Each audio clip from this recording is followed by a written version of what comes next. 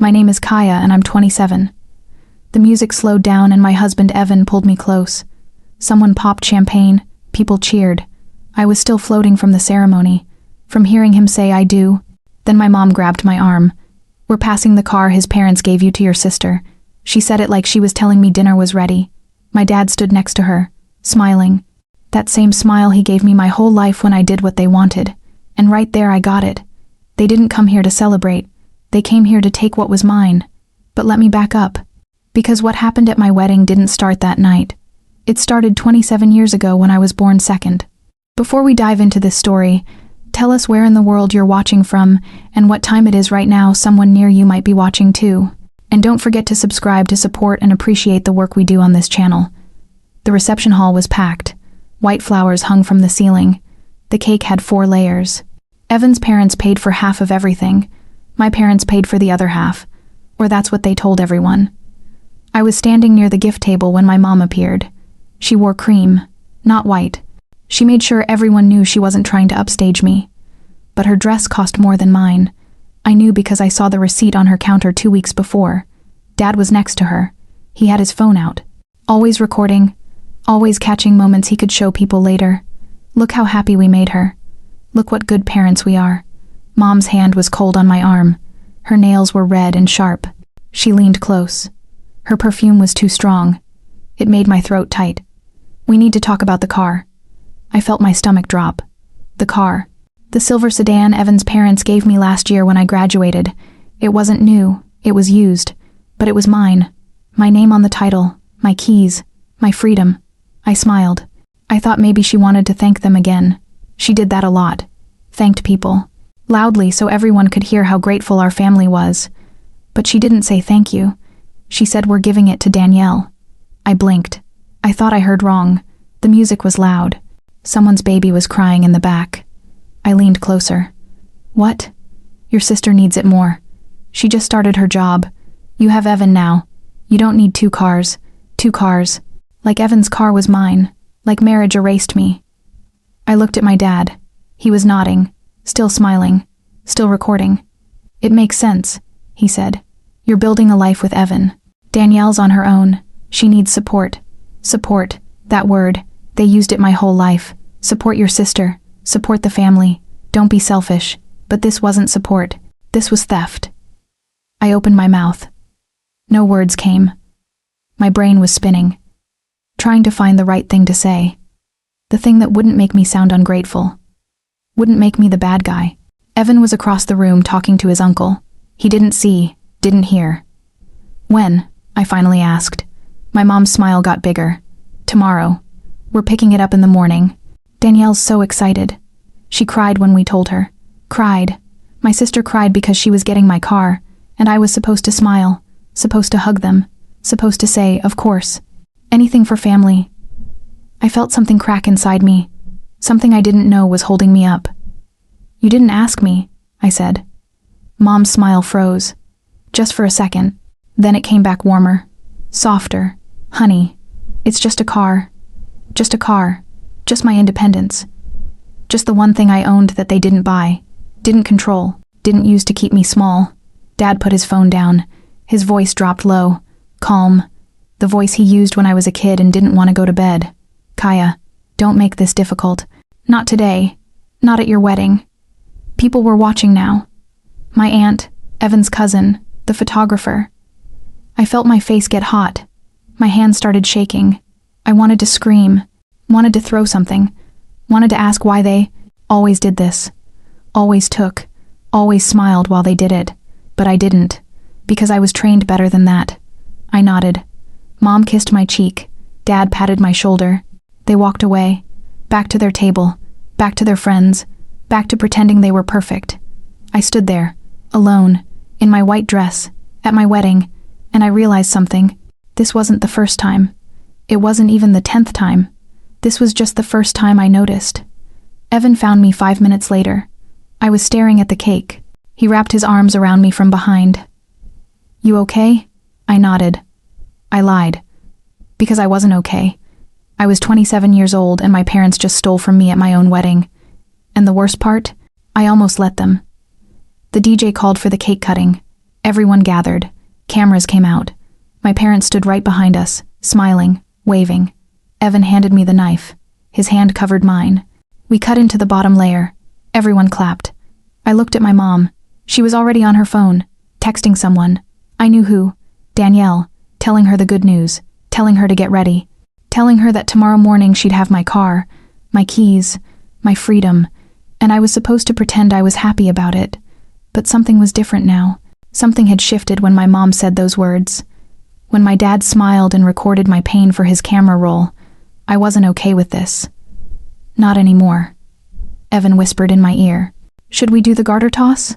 I nodded, smiled for the crowd, played my part. But inside I was planning. Inside I was done. Because tonight I realized something I should have seen years ago. My parents didn't love me. They managed me. And tomorrow morning when they showed up to take my car, they were going to find out I wasn't manageable anymore.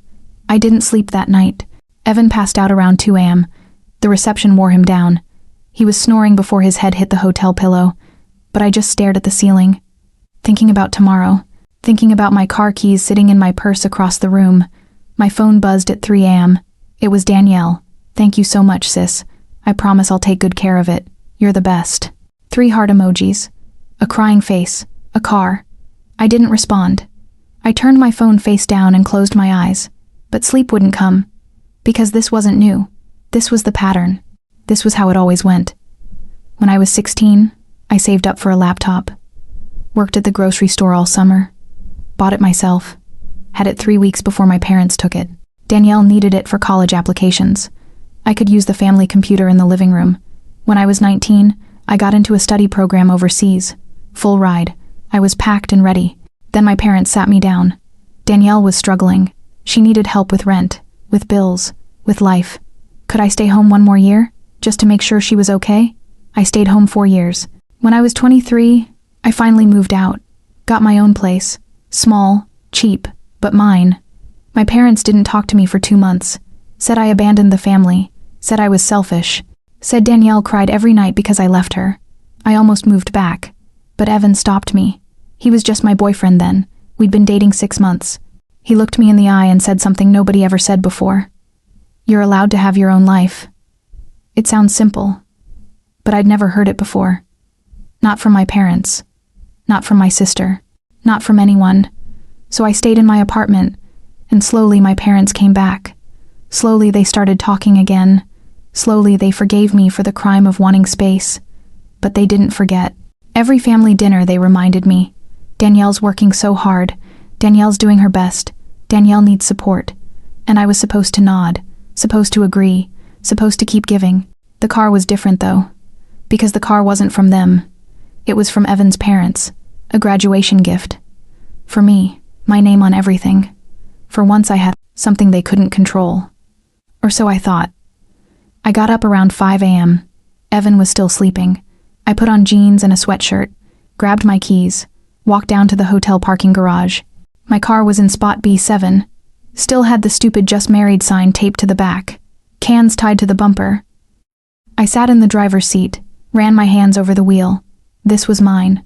But by noon it wouldn't be. My phone buzzed again. This time it was my mom. We'll be there at 9. Have the keys ready. Danielle's so grateful. You're such a good sister. A good sister. That phrase. I heard it my whole life.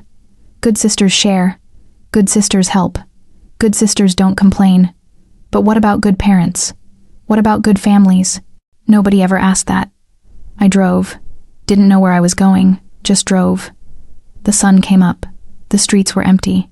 I passed the coffee shop where Evan proposed. Past my old apartment. Past the grocery store where I worked at 16. My phone rang. It was my dad. I didn't answer. He called again. I turned the phone off. I drove for 2 hours. Just thinking. Just breathing. Just trying to figure out how I let it get this bad. By the time I got back to the hotel, it was 8:45 a.m. Evan was awake, sitting on the bed, looking worried. Where were you? I sat next to him. I told him everything. The car, the pattern, the years of taking, the years of me pretending it was okay. He didn't say anything for a long time. Then, he grabbed my hand. What do you want to do? Nobody ever asked me that either. I looked at the keys in my hand, looked at my phone. Still off. Looked at Evan. I don't know. And that was the truth. I didn't know. Because for 27 years I was taught that what I wanted didn't matter. That family came first. That good daughters sacrificed. But I wasn't just a daughter anymore. I was a wife. I was my own person. And I was tired. There was a knock on the door. Evan and I looked at each other. Another knock. Louder this time. Then my dad's voice. Kaya, we're here. Open up. My heart was pounding. My hands were shaking. I still had the keys. Evan squeezed my hand. You don't have to open it. But I did, because that's what I always did. I opened the door. I smiled. I gave them what they wanted. Another knock. Kaya, don't make this harder than it needs to be. I stood up, walked to the door, put my hand on the handle, and I made a choice. I opened the door. My parents stood there, both dressed nice, like they were going to brunch after this. My mom had her purse. My dad had his phone out, already recording. Good morning, sweetie. My mom's voice was sweet, too sweet. Did you sleep well? I didn't answer, just stood there, keys in my hand. My dad lowered his phone. We're running a little behind. Danielle's waiting at the house. Can we make this quick? Quick, like ripping off a Band-Aid, like this was nothing. Evan came up behind me, put his hand on my back. Mr. and Mrs. Chen. Good morning. My dad nodded at him. Evan, congratulations again. Beautiful wedding. My mom smiled. You two looked so happy up there. Past tense. Looked like the happiness was already over. So, my dad held out his hand. The keys? I looked at his hand, then at my mom, then at the keys in my palm. 3 seconds of silence. Then I closed my fist. No. My mom blinked. What? I'm not giving you the keys. My dad's smile dropped. Kaya, we talked about this. You talked. I didn't agree. My mom stepped closer. Honey, your sister needs this. You know how hard things have been for her. Things have been hard for me too. You have Evan now. That doesn't make my car his car. My dad's face was getting red. He put his phone in his pocket. Kaya, stop being dramatic. Dramatic. Another word I heard my whole life. Anytime I said no, anytime I complained, anytime I asked for something, I'm not being dramatic. I'm keeping what's mine. My mom's voice got sharp. We raised you better than this. You raised me to give up everything. I'm done. Evan's hand pressed harder on my back, supporting me, not pulling me back, not telling me to stop, just there. My dad pointed at me. That car was a gift. Gifts can be taken back. It wasn't your gift to take back. We're your parents. Everything you have is because of us. The car is from Evan's parents, not you. My mom's eyes got wet. Fake tears. I'd seen them 1,000 times. You're really going to do this? You're going to hurt your sister like this? I'm not hurting anyone. You are. My dad stepped back. Fine. Keep the car. But don't come crying to us when you need help. I won't. And don't expect us to help with anything else. I don't. My mom grabbed my dad's arm. Let's go. She clearly doesn't care about this family. I care about me. For once. They turned around, started walking. My mom looked back once. Her face was twisted, angry. The mask was off. You'll regret this. Then they were gone. I closed the door. My whole body was shaking. My knees felt weak. I sat on the bed. Evan sat next to me. You okay? I don't know. You did good. Did I? Yeah, you did. But I didn't feel good. I felt sick. Felt like I'd just blown up my whole family. Felt like I'd made the biggest mistake of my life. My phone was still off. I turned it on. 17 messages. All from Danielle. I opened them. What's going on? Mom and Dad said you're keeping the car. Are you serious right now? After everything they've done for you, after everything I've done for you, you're really going to be this selfish. I can't believe. I hope you're happy. You just ruined everything. The last message came with a photo. It was old. Me and Danielle when we were kids. Smiling, hugging. The caption said, "Remember when you used to care about me?" I felt my chest tighten, felt the guilt crawling up my throat. Evan saw my face. What is it? I showed him the messages. He read them. Then he took my phone. Kaya, this is manipulation. It feels real. That's how manipulation works. What if I'm wrong? What if I'm the bad guy? You're not. How do you know? Because bad guys don't ask that question. I wanted to believe him. But 27 years of training doesn't go away in one morning. My phone rang. Unknown number. I answered. It was my aunt. My mom's sister. Kaya. What did you do? I kept my car. Your mother is crying. Your father is furious. Danielle is devastated. They'll survive. How can you be so cold? How can they be so entitled? She hung up. 10 minutes later, my phone rang again. My uncle. Then my cousin. Then my grandmother. All of them. All saying the same thing. How could you? What's wrong with you? Family comes first. I turned my phone off again. Evan ordered room service. We ate in silence. I couldn't taste anything. By noon, I had 47 missed calls. By 2 p.m., someone was knocking on our door again. I looked through the peephole. It was Danielle. And she wasn't alone. Danielle stood in the hallway with her boyfriend Marcus. He was tall, big, arms crossed, face hard. I opened the door but kept the chain lock on. What do you want? Danielle's eyes were red. She'd been crying, or pretending to cry. With her, I could never tell. Can we talk? Please? I looked at Marcus. Why is he here? Because I'm not doing this alone. Not after what you did. I didn't do anything. I kept what was mine. It was supposed to be mine. Mom and Dad promised. They promised something that wasn't theirs to promise. Danielle's face twisted. You have everything. A husband, a house, a life. I have nothing. You have a job, an apartment, a boyfriend. Marcus makes minimum wage. My apartment is a dump. My job barely pays my bills. That's not my fault. You could help. You could be a good sister. Good sister. There it was again. Evan came to the door, stood behind me. Everything okay? Marcus stepped forward. This doesn't involve you. Evan didn't move. She's my wife. It involves me. Danielle wiped her eyes. Kaya, please. Just give me the car. I'm begging you. No. Her face changed. The tears stopped. Just like that. Like a switch flipped. Fine. Then you can pay Mom and Dad back for the wedding. What? They paid for half. Remember? That's $12,000. If you're going to act like you don't owe us anything, then pay them back. That was a gift. So was the car. But here we are. That's different. How? Because they offered to pay. I didn't ask them to take my car. Danielle pulled out her phone, showed me a text from my mom.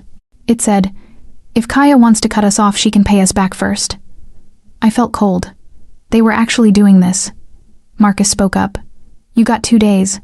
12,000 or we take you to court. You can't sue me for a wedding gift. Watch us. My dad knows lawyers. This is insane. No. What's insane is you turning your back on family. Danielle grabbed Marcus's arm.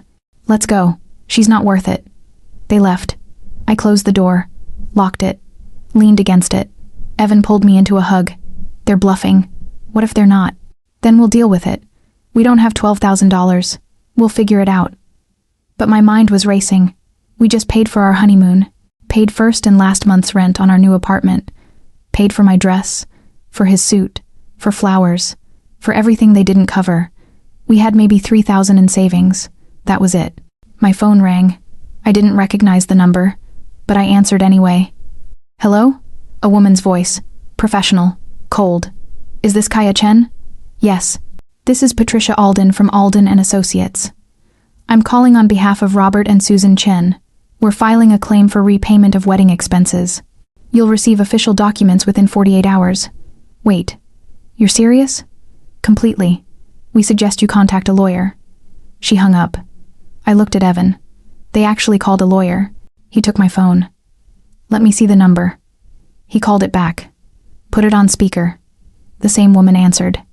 Alden and Associates. Hi. This is Evan Park. I just want to confirm. You're suing my wife for wedding expenses her parents volunteered to pay? Correct. On what grounds? Breach of verbal contract. Your wife agreed to certain family obligations in exchange for financial support. She's now refusing those obligations. What obligations? I'm not at liberty to discuss details. Your wife will receive the paperwork shortly. This is extortion. This is legal recourse. Have a good day, Mr. Park. She hung up. Evan threw his phone on the bed. This is unreal. I sat down. My head was spinning. My parents were actually suing me. Over a car. Over saying no. What do? We call a lawyer too. We can't afford that. We can't afford not to. He was right. But I felt trapped. Cornered. Like every choice led to losing. My phone buzzed. A text from my mom. This didn't have to happen. You brought this on yourself. Last chance. Give Danielle the car and we'll drop everything. I showed Evan. He read it. Then he looked at me. What do you want to do? And that was the question. What did I want? Part of me wanted to give in. Give them the car. Make this stop. Go back to being the good daughter who never said no. But another part of me, the part that woke up this morning, the part that opened my fist and said no, that part wanted to fight. I typed back, "See you in court." Hit send. 3 seconds later my phone rang. It was my dad. His voice was shaking. "You just made the biggest mistake of your life." Then he said something that made my blood freeze. "We're not just taking the car. We're taking everything." "What do you mean everything?" My dad's voice was calm now. Cold. "You think this is just about a car? This is about respect. This is about family. I'm not doing this right now." "Fine. But when you lose your job, don't say we didn't warn you." "My job? What does my job have to do with this?" He hung up. I looked at Evan. Did he just threaten my job? Evan grabbed the phone. "Call your boss. Right now. It's Sunday. Call anyway." I worked at a marketing firm. Small company. 20 employees. My boss Linda was cool. We got along great. I'd been there 3 years. I called her cell. She answered on the 3rd ring. "Kaya. Hey. I was just about to call you." My stomach dropped. "About what? Can you come in tomorrow? We need to talk." "About what? It's better in person." "Linda. Just tell me." She sighed. "Your dad called me Friday." "What?" "He said some things. About your character. About your reliability. About some family issues that might affect your work." "He's lying. I don't know what to believe. But HR wants a meeting. Tomorrow at 9. I felt like I couldn't breathe. He called my job. He actually called my job. Linda. I just got married. I'm supposed to be on my honeymoon. I know. And I'm sorry. But this is serious. Your dad made some heavy accusations. Like what? Theft. Fraud. Substance abuse." I almost dropped the phone. "What? I'm not saying I believe him. But we have to investigate. Company policy. This is insane. None of that is true. Then come in tomorrow and we'll clear it up." She hung up. I sat there, frozen. My dad just tried to get me fired. Evan was pacing. "This is illegal. This is slander. I don't care if it's illegal. I care that it's happening. We're calling a lawyer. Right now. It's Sunday. Nobody's open. Then we're calling first thing Monday morning. I can't afford a lawyer.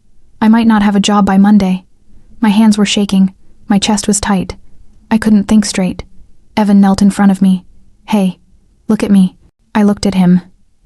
"We're going to fight this. All of it. I promise." "How?" "I don't know yet. But we will." My phone buzzed. Another text. This time from Danielle. "Mom and Dad are just getting started. Give me the car and this all stops." Then another text. "Or don't. And watch your whole life fall apart." I stared at the screen. Read it again. And again. And something clicked. This wasn't about the car. It never was. This was about control. About keeping me small. About making sure I never thought I deserved anything they didn't give me. I texted back. "No." 3 dots appeared. Then disappeared. Then appeared again. Finally, "You're going to regret this." I turned off my phone. Evan looked at me. "What are you thinking?" "I'm thinking we need a lawyer. A real one. Today. His dad knows someone. Let me call him." Evan called his parents. Explained everything. His dad gave him a name. James Porter. Family lawyer. Tough. Fair. Available. We drove to his office. He agreed to see us even though it was Sunday. James was older. Gray hair. Sharp suit. He listened to everything. Took notes. Didn't interrupt. When I finished, he leaned back in his chair. "Your parents are idiots." "Excuse me?" "They're creating a paper trail. Texts. Calls. Threats to your employment. This is textbook harassment." "So what do? We send a cease and desist. We document everything. And if they keep going, we bury them in court." "What about the lawsuit? The wedding expenses? Gift law is clear. They can't demand repayment unless there was a written contract." "Was there?" "No. Then they have no case. I'll file a motion to dismiss." "What about my job?" "I'll send a letter to your employer explaining the situation. If they fire you based on false statements from your father, that's wrongful termination. We'll own them." I felt something lift. Something heavy I'd been carrying my whole life. "How much is this going to cost?" "We'll work it out. Payment plan. Whatever you need." Right now, I just need you to sign some papers." He slid a stack across the desk. I signed everything. By Monday morning, James had sent letters to my parents, to my job, to Danielle. The letter to my parents was simple. Stop contacting Kaya. Stop contacting her employer. Stop contacting anyone in her life. Any further harassment will result in legal action. The letter to my job explained everything. False accusations, family, dispute, legal harassment. Linda called me Tuesday morning. "Kaya, I'm so sorry. We had no idea. It's okay. It's not okay. Your dad lied to us. HR is dropping the investigation. Your job is safe. Thank you. And take the rest of the week off. Enjoy your honeymoon." I hung up, looked at Evan. "I still have a job." He hugged me. "Told you." My parents didn't respond to the cease and desist. They just went quiet. No calls, no texts, nothing. Danielle sent one final message 2 weeks later. "I hope you're happy. You destroyed this family." I didn't respond. I just blocked her number. 3 months later, an envelope showed up at our apartment. It was from the DMV. Official transfer papers for the car. From my name to Danielle's name. My parents had forged my signature, transferred the title without my permission. I called James. He laughed. "Are they serious?" "Apparently. This is fraud. Actual fraud. What do? We file a police report, we file charges, and we get your car back." It took 6 weeks. But the police investigated, found the forged signature, reversed the transfer. My parents were fined, put on probation, ordered to stay away from me. Danielle had to return the car. She left it in our driveway at 2 a.m. Keys in the mailbox. No note.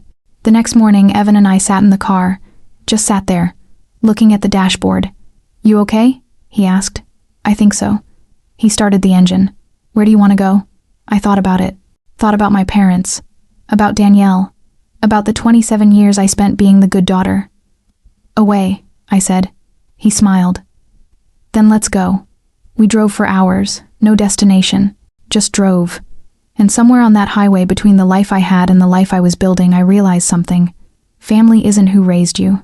Family is who respects you when you finally raise yourself. 6 months later, Evan's parents invited us to dinner. His mom made my favorite meal. His dad asked about work. They listened. They cared. They treated me like I mattered. After dinner, Evan handed me a small box. "What's this?" "Open it." Inside was a car key, brand new, silver ribbon wrapped around it. I looked at him. "What did you do?" His dad spoke up. "We wanted to give you something that's really yours. No strings, no conditions, just yours." I started crying. I couldn't help it. Evan's mom hugged me. "You deserve good things, Kaya. Don't ever forget that." We walked outside. There in the driveway was a car, not fancy, not expensive, but new, and mine. Evan wrapped his arm around me. "Happy anniversary. Our first anniversary." I'd forgotten. I looked at the car, at Evan, at his parents smiling on the porch, and I realized I didn't need my old car anymore. Didn't need anything from my parents anymore, because I had something better. I had people who loved me without conditions. I had a husband who chose me every single day. I had a life that was finally mine. My phone buzzed. Unknown number. I looked at it. Thought about answering. Then I deleted it. Some doors you close and never open again, and that's okay. Because on the other side of that door was freedom, and I was never going back. Evan started the new car. The engine purred. "Where to?" he asked. "Anywhere," I said. "Anywhere but back." And we drove into the night, into our life, into the future we built with our own hands. No parents dictating our choices, no sister taking what wasn't hers, no more sacrificing myself to keep the peace. Just us, just freedom, just forward. And that was everything. If this story touched you, subscribe for more real stories that stay with you. Tell me in the comments where you're watching from. I read every single one.